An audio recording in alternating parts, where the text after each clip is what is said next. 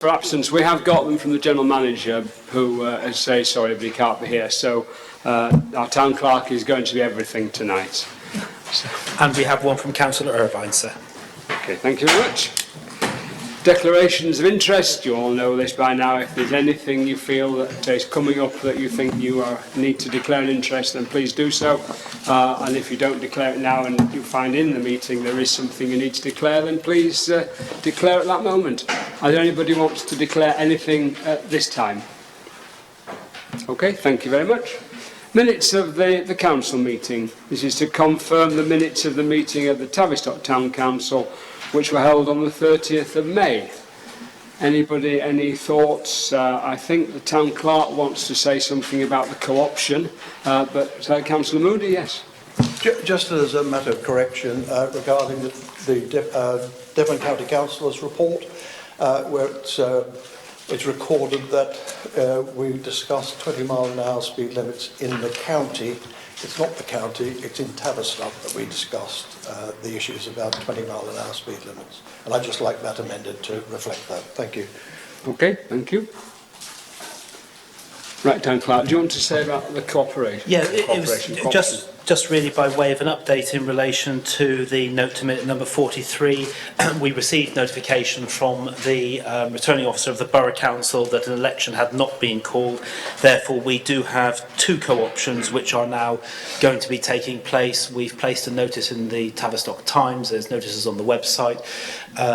So for those of you who are members of other organisations, who know people who are civic and community minded, an opportunity really for to go out and to see who wishes to throw their hats into the ring.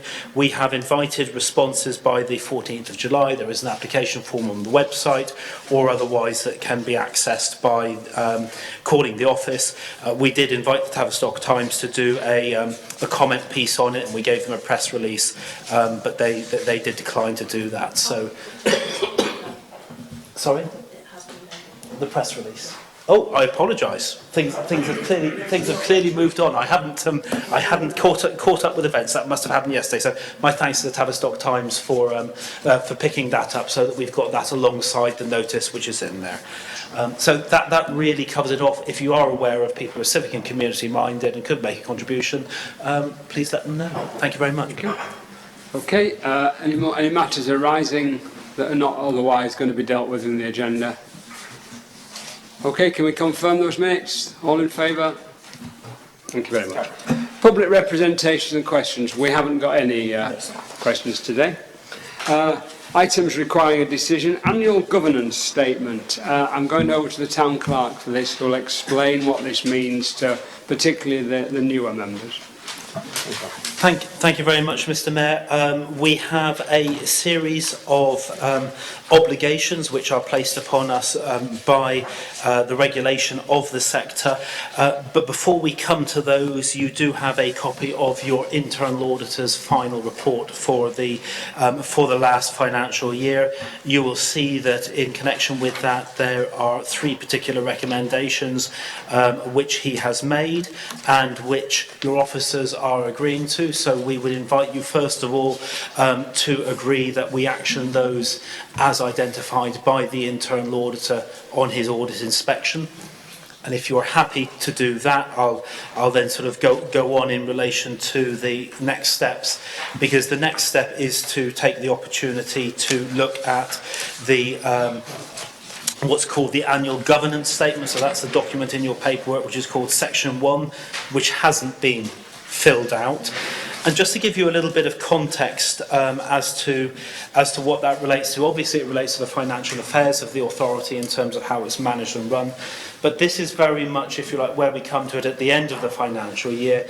As you'll appreciate, throughout the course of the year, there are a series of events and activities which take place. So at every council meeting, you review the schedule of payments that have been made.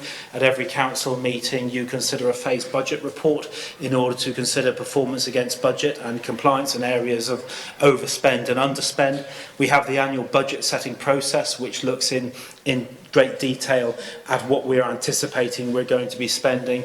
We have regular reviews of the capital programme.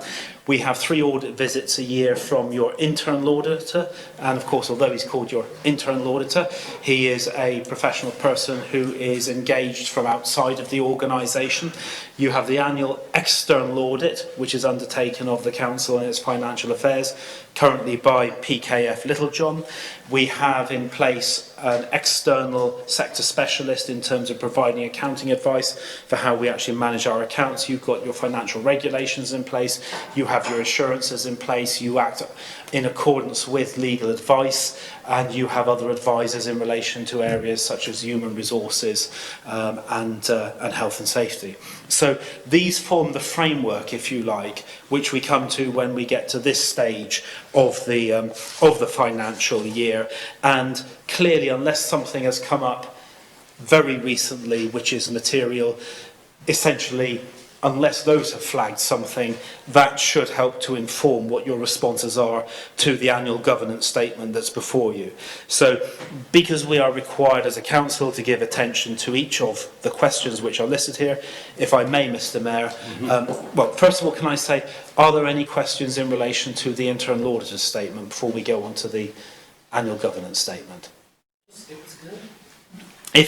If there are none, then can I just ask the council if it is agreeable to answer in the affirmative to the questions that the council has prepared its accounting statements in accordance with the accounts and audit regulations. Of course, that's what your auditor and accountants have looked at to date. Yes. Yes. Agreed.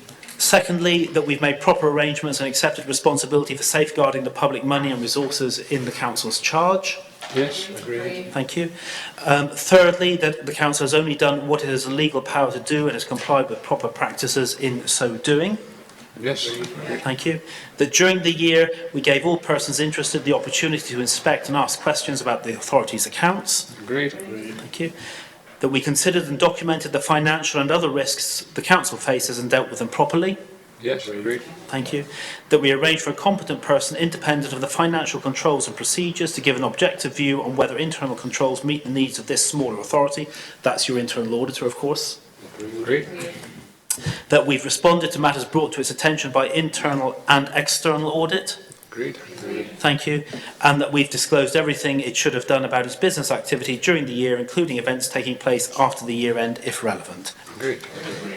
And in relation to question 9, that is non-applicable in our case. So if you're happy, we'll answer on that basis. On that basis, we have answered those questions in the affirmative, apart from question 9, which is not applicable. Can I invite a proposer and a seconder that the annual governance statement be signed and completed on the basis as set out, and then the Mayor and I will do that at the end of the meeting. Yes. Councillor Smith Thank you. proposed it, and Councillor Ursula Mann has seconded. Okay. All in favour? That is carried. Thank you very much. And I think we should, just as a council, thank our town clerk, because that's an extremely good internal audit, that basically everything's been done very well, so that's to your credit. Accounting statements. To consider and approve the accounting statements for Tavistock Town Council for the year ending. I think, do I go over to you again, Carl, here, I think, please? If you could, thank you very much, Mr. Mayor. So the just to be clear, the accounting statement for legal purposes is literally just this document. So that schedule of figures. You do have separately the unaudited accounts of the council, or financial statements of the council, but they do not form part of the legal return. And again, these have been prepared by your accountant, they've been proofed by your internal auditor, and we would invite you, if agreeable, that you confirm that these statements be signed and completed at the end of the meeting and submitted for consideration by your external auditor, PKF Littlejohn. Are we Councillor Hepsey? Just a point of information, really, a rather minor one, but just for my identification. Item 6B, which is on page 12 of that particular agenda, we have an item for off-street parking, and I wasn't quite sure, is there not paying for off-street parking, or is that a thing? We're not quite on that item yet, because that's the unaudited statements, isn't it? Oh, sorry. It's flagged up as item 6B on the front. Yeah, we're on item. We're on. Sorry, this is the one that we're on at the moment, Councillor Hipsey. Oh, I'm sorry. This is, yeah. I've jumped ahead. Yeah, so, sorry, that's there for information, which I'm happy to come to in just a second if we could after the main statement. Thank you. Yeah. So are we happy for the accounting statements that we can sign them? Yes, proposed. Yes, all in favour? Thank you very much. Agree arrangements for the period for the exercise of public rights, 22nd of June to the 2nd of August 23. What does that mean, Dan? That literally is so that we have a minute so that we can say to the external auditor, this is the period where the public rights were available for inspection of the council's accounts. It's Okay. no more, no less than that. Thank So you. we're all agreeing to that? Okay, agree. Thank you very much. Right. General finance. And then we had the question from Councillor Hipsey, which was, sorry, which page was it on? Page 12. It's 12. It's not a note, actually. But it's really page 12 of the unaudited financial statements.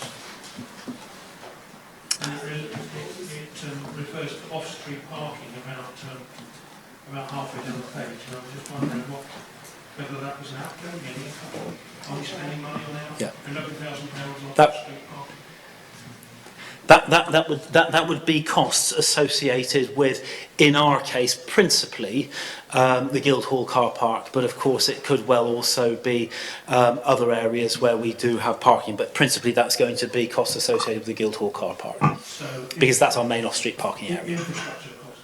Yeah, I'm not going to stake my life on it, but I would think that it is quite possible that that relates to the additional drainage work that needed to be done because of the flooding that was taking place in that area. But I hesitate to be sure on that, but I think that probably is what it is, because that would fit in terms of the timelines and the amount.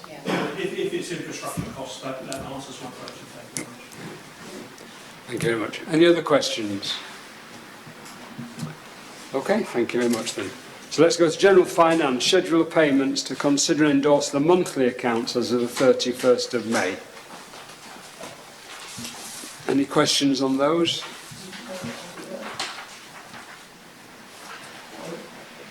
Councillor Hipsey.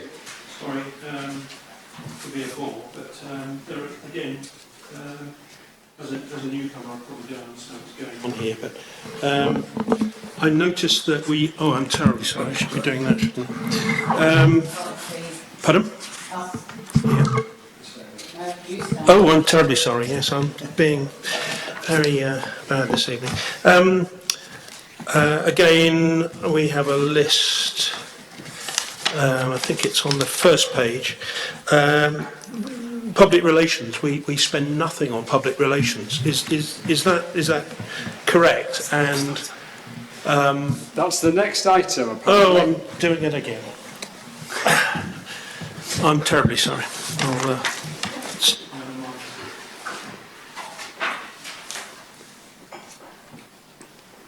Okay, so happy with that. So we're going to now budget monitoring report.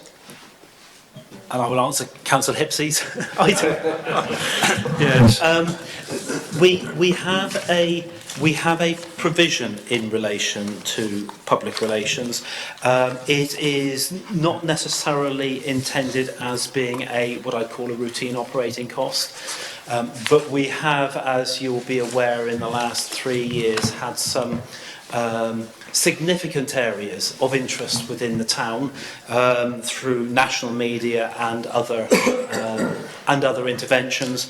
And what the council decided to do was to put in place an arrangement whereby there was the facility, when you had matters of that kind of weight and gravity and you're dealing with national players, national media, to actually be able to engage a resource which had the skill set and capacity and understanding to be able to do that if such a situation should arise. So it's more of what I would call a an in-case fund than a routine operating fund. Most of our normal activities in terms of working with the press releases, liaison and contacts are dealt with through your officers on a day-to-day basis as operational matters. And you're now going to ask a question in connection with the town guide, which I may have to defer to the colleague to my right. Splendid. Really, I was just wondering whether it includes this. No, it doesn't. The town, and sorry, I'm going to look at my colleague. The town guide is cost neutral. Can you explain? Thank you very much. The company that publish it for us, and actually I'm about to embark on the next edition, they seek sufficient advertising that covers the cost of the printing and distribution. Excellent. Thank you very much. Good. Jolly good. Development Management and Licensing Committee. Dr. Smith. Thank you, Mr. Mayor. I rise to present the Development Management Licensing Committee held on Tuesday the 13th of June in this chamber. 56, apologies for absence. Turn that one on, that might be better. 57, confirmation of minutes. Declarations of interest, number 58. 59, National Park Authority. And then we have number 60, town planning issues. 61, general correspondence. 62, neighbourhood development planning. 63, urgent business brought forward at the discretion of the chairman, which there were none. 64, planning decisions and applications. Little a is the planning decisions from West Devon Borough Council, and little b is the new planning applications.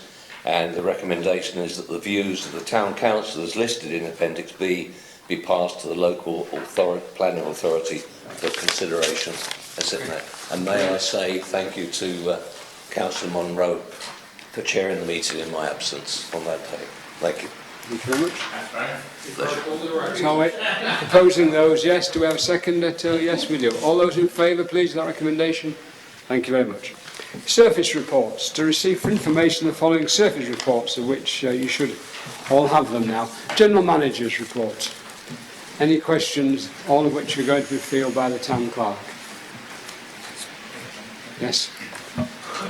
I think, if I may, and the General Manager has gone into some detail, but just to really flag for members' attention the challenges that we're having in relation to the Market Road retaining wall, and in particular the operating arrangements for the Coffer Dam.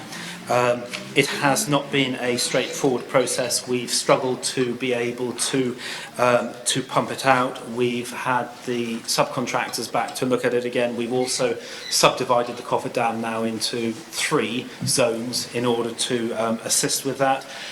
There is further work taking place. I've got a meeting tomorrow. We think we may have identified a solution which will enable us to create a sufficiently dry space for the works to be taken compliant with the various regulations that there are in place. But I think it's only fair to say that there will be additional financial implications associated with this. I don't know what those are yet, and that really does depend on how things go over the course of the next few days, but we'll be in a better position to report that back to you in the next meeting cycle. So we will be able to give you a more meaningful sense of where things are. Certainly, I think I would like to say in particular, or express in particular, our thanks to the main contractor, AD Williams, who've been immensely flexible and helpful in terms of their approach on site, and to all of those who are working together to try and find a solution to this. You'll see that we've cleared quite a lot of vegetation. There is going to be some additional cost associated with some unforeseen vegetation damage in some parts, in addition to what was previously identified, but we'll be, as I say, better placed, I think, in another month's time to be able to say where we're at. And certainly at this moment in time, subject to resolving those issues, we would consider ourselves still to be on target for completion within the statutory timeframe that's been set by the Environment Agency. Thank you, Mr. Mayor. Thank you very much. Any other questions on that report? Councillor Hipsey, please. Sorry, Mr. Mayor, I'm going to be a real pain this evening. I can see that one. But I think I've got this in the correct time. Just a question on the Guildhall toilets provision. Reading the paragraph there, it sounds as if it's very much an ongoing project. and probably impossible to really answer this question, but have we any idea when that is likely to be actually happening? Because my concern is that we may be left without any lose the Guildhall, the peak tourist season in the summer. That's possibly not the case, but I'd like to be assured that it's not. I don't believe that's likely. We are working closely with West Devon Borough Council. The General Manager has been seeking costs for the necessary remedial I can't think of the word. The works that are necessary to bring the toilets up to an acceptable standard. We have an agreement in principle, and I will stress it's in principle with the Borough Council that's subject to cost, that we will meet half of those costs and the Borough Council will do so. In the meantime, the Borough Council continues to operate them. I am not aware of any risk from the Borough Council in terms of them anticipating they're going to close them. And as I say, this is very much a localism partnership initiative working with them. So I don't see that as being an issue. As soon as we've got agreement in relation to the contractor and the conduct of works and the quantum of contribution, then subject to mobilisation, we will mobilise, and at that point the asset would transfer, bearing in mind that whilst the asset is agreed to transfer, the contracting arrangements which are provided through the Borough Council and facilitated by them with, is it Foxter? FCC will continue. So from that point of view, I don't at this stage foresee any issues in relation to either the transfer or the continuation of the service, unless I'm missing something, in which case I'm sure Borough Council colleagues will tell me. Thank you. Councillor Epstein. If I may, Mr. Mayor, my concern really was not the process and the relationship with West Devon Borough Council on this, it was the timing of when the work is likely to be happening. And perhaps we can just minute my concerns, please, that this might disrupt our visitors in a busy tourist season. My apologies. I think I misunderstood you. I haven't seen what the specification is, but what I would anticipate, because we're talking about quite a large toilet block, would be that any actual loss of overall facility is unlikely to be significant, because it's a large enough block for you to put in place mitigating measures. I'm not saying those mitigating measures won't have an impact, but realistically, we haven't had any discussions around a long period of time in terms of closure. I think we would just look to work around what was viable. Thank you very much. That's very comforting. Thank you very much. Okay, we'll move on to the Pannier Market report. Any questions, observations on that?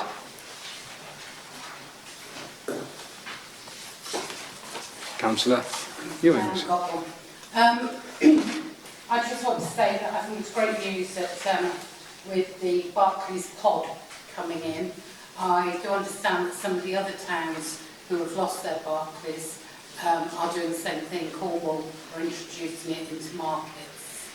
So, with the banks have closed, it's good news that they're still working with local communities in a local community facility. Everybody knows where the market is. So I'd like to record that. Thank you. Good, thank you. Okay, let's move on to the Works Department report. Questions, observations? Councillor Mann. I just wanted to point out that they have been doing a great job with the watering of the trees, and I know that was a concern that was expressed by some of residents recently about all the new trees that have been planted, but it was nice to see that the trees are being watered in accordance with the Agricultural Association recommendation, and I was really pleased to see that that was reported by the Works Manager. Thank you. Okay, and finally Town Hall and Butchers Hall report.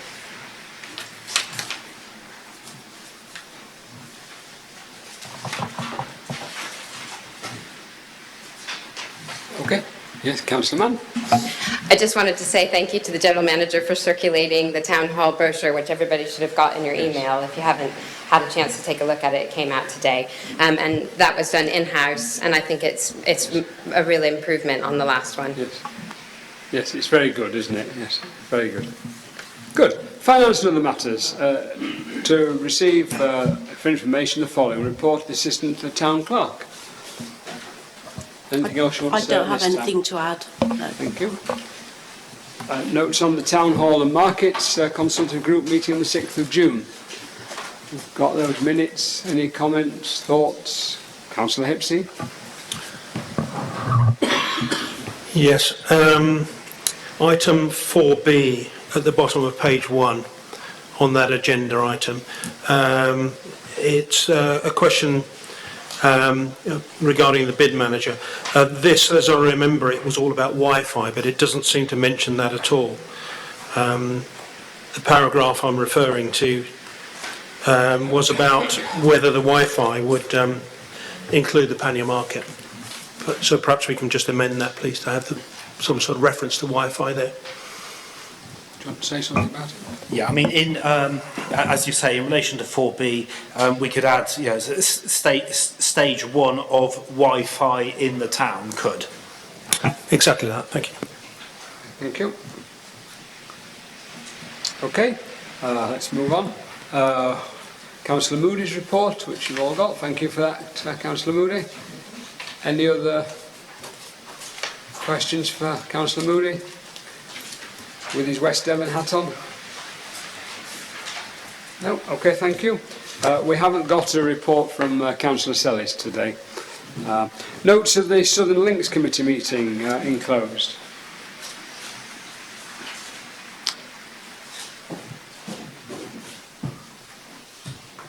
No, Sorry. the Southern Links Committee meeting. Lovely. Whoever did the notes, they're very good. Yeah. Okay. And to receive any update from, form questions to council representatives serving on other bodies. Councillor Ewings. It's not quite that, but when I was on the training being a good employer, it was very strongly suggested that every council should have a separate staffing committee. I didn't reply about ours, I kept quiet.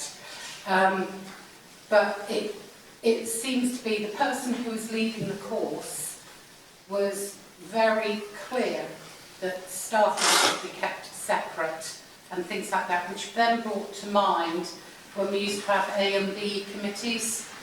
That, do they exist still? See, Anne knows. That we used to have A and B committees for grievances and disciplinaries and things, and it made me think, listening to them, do we still even have them?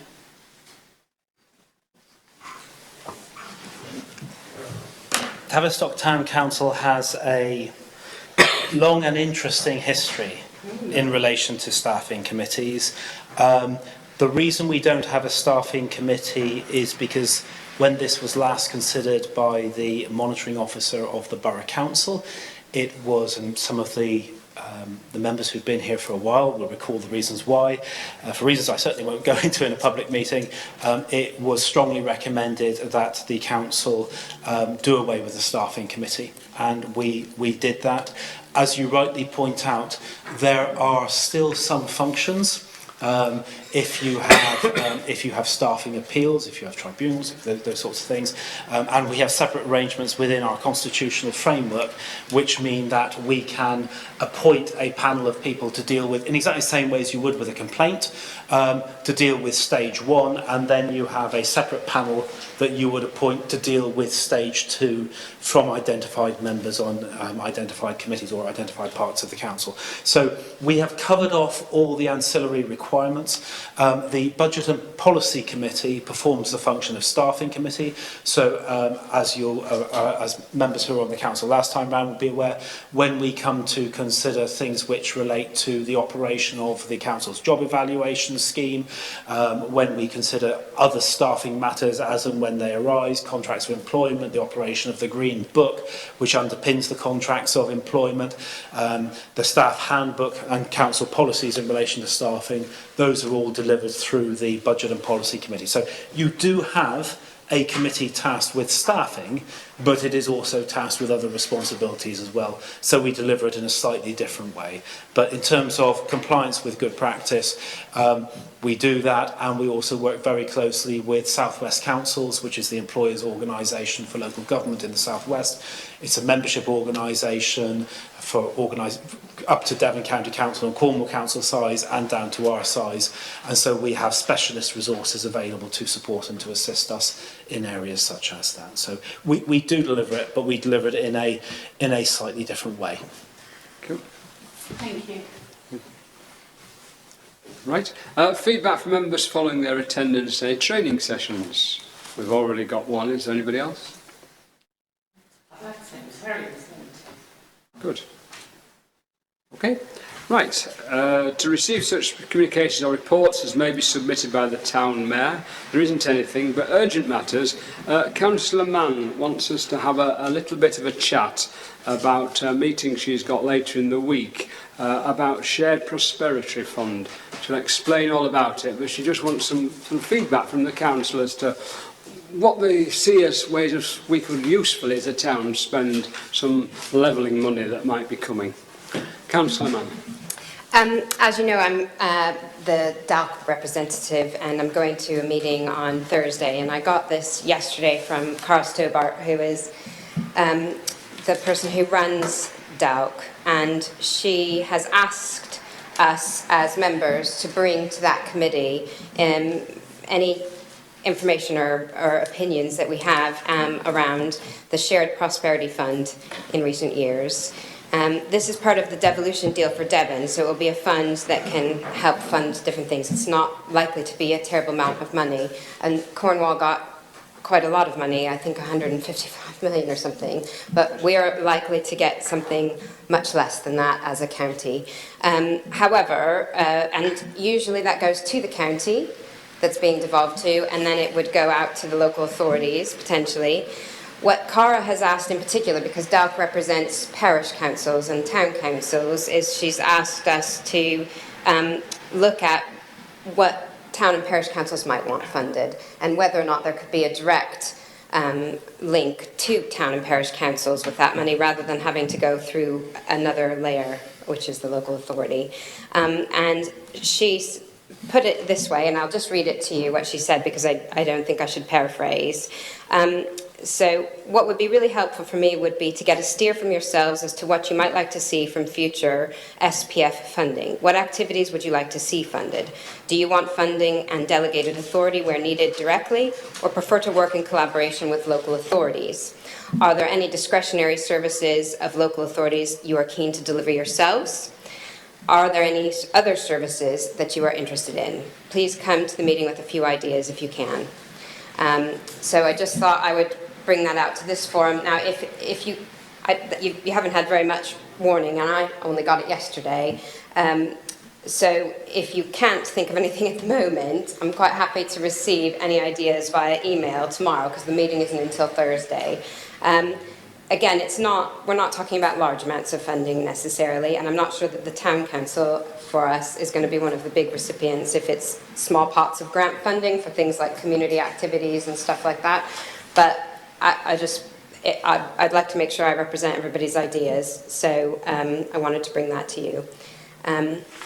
And that's it. So if anybody has anything to add, please let me know. So this could be ranging from a few thousands to maybe $1 million or something, could it? I actually don't think it has any likelihood to be $1 million. I have a feeling that it would be small, but but I think that the overall fund is something like 40 million. You know, it's a significant sum for the whole county.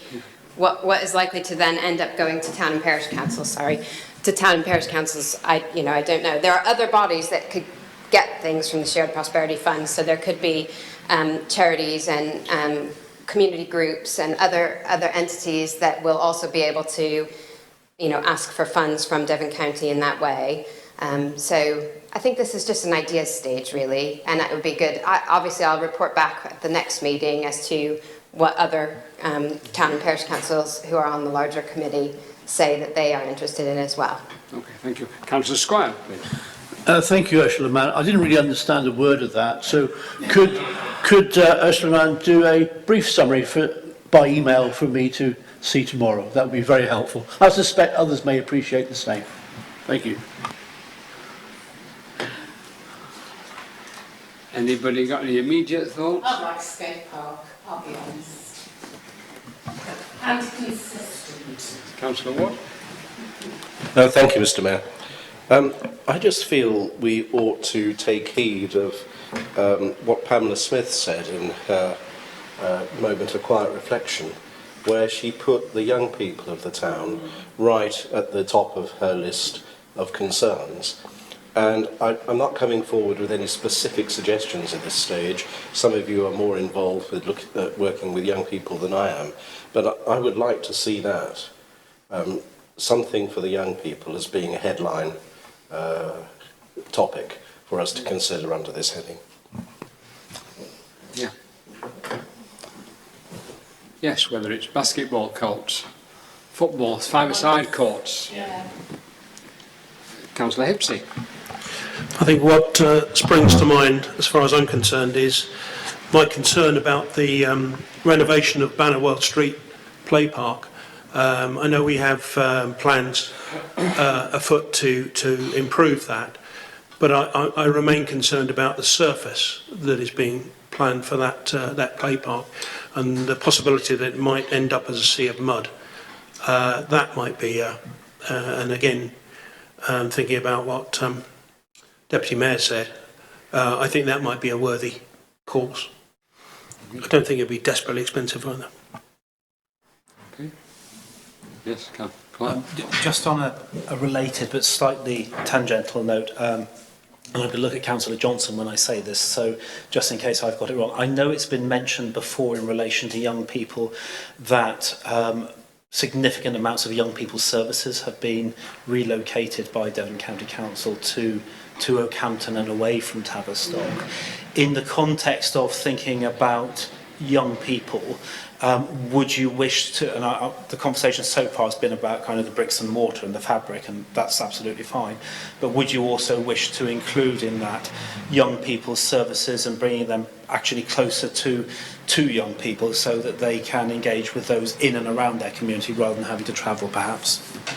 Councillor Johnson. Thank you very much, Mr Mayor, and thank you to the Town Clerk. If I can just outline what has happened. Devon County Council used to have a youth service, and the youth service catered for the whole of the county. The youth service was found to be one of the areas that the County Council didn't have to provide, so they stopped providing it, and instead they set up Space, which is an organisation, it's a registered charity, and they deliver youth services. Now, I think they have 9 hubs in the county, and the hub for West Devon is in Oakhampton. Now, if you're a young person in Tavistock, that's not terribly helpful. If you're a young person in Bere Alston, that's even less helpful. So there are a number of voluntary youth groups in the town, and I helped set up the Tavistock Youth Cafe many years ago. And the Youth Cafe delivers some incredible work in this community, and they could certainly do with some more money. They're doing lots of difficult work with young people who need a lot of help, and any money we could bring into Tavistock to provide facilities for young people would be greatly appreciated. Thank you. Councillor Mann, please, and then Councillor Ewens first. I would say, because as Councillor Johnson knows, I sit on the board for the Youth Cafe, but actually the Outdoor Education Forum needs a lot of help as well for the work that they deliver for young people. Delivering for young people is imperative, because if they've got something they can focus on and they can join and belong to, then they don't tend to get into as much trouble.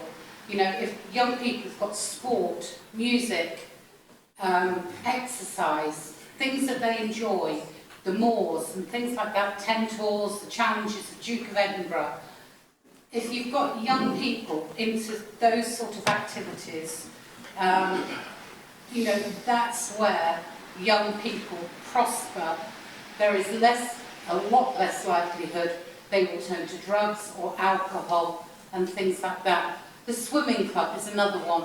That's always lacking in money, and they do a wonderful job there. But the fees are having to go up more and more because Fusion are having to put them up. And, you know, it's a lot of money for parents to have to be able to afford to keep their child within a sporting culture. And, you know, there's other sports in this town. Even the golf club started to do a junior session, and I don't know whether they still do, but they used to have a junior session on a Sunday morning for lessons for young people.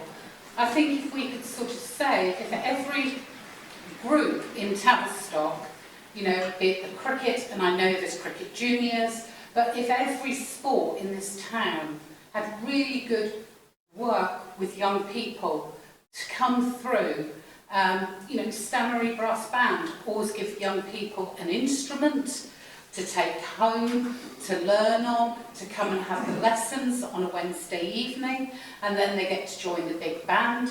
My daughter did, she did swimming and band, but she learned how to socialise with adults and how to be able to react and behave in mixed company. You know, when the band used to go away and they went to France on Tivy, and Alice went with them. That's a huge thing for a little person to go on, to be able to enjoy, but also know how to behave. And this is what these activities encourage young people into. And I really think, you know, the work that the Youth Cafe does, as Councillor Mrs Johnson has said, is incredible. A lot of it now seems to be almost focused around young people's mental health, their sexual orientation, and whether they're not happy within their own bodies. And that is the sort of work that we are doing, but also there's a lot of fun. And I know that one of the, I want to say whip rounds, for a better word, of locality money was spent on the Zephyr project, so they could buy more instruments, they could buy a better sound system and things like that. And I really, really wish that more people, not just us, but more people in society, in our communities, could always think about young people in their groups. And, you know, even Rotary used to have a young person they would put through a sort of course. It's worth about £1,000 to them. But they come out as different individuals to what they started the year at. And, you know, it's all those sorts of things that we can encourage people to do. I'm not even sure if the Lions do anything like that in Tavistock. You know, to bring on young people into your groups. I just think it's imperative. So yeah, there you go. Yes, thank you. That's lots. Yes, no, that's good. That's good. Thank you. My favourite topic. Okay, so what I will do is I will send around just the brief questions that she's asked, so everybody has those and you can think again. I would just remind you, although you've listed a lot of really great organisations, I think they will have their own stream within that funding.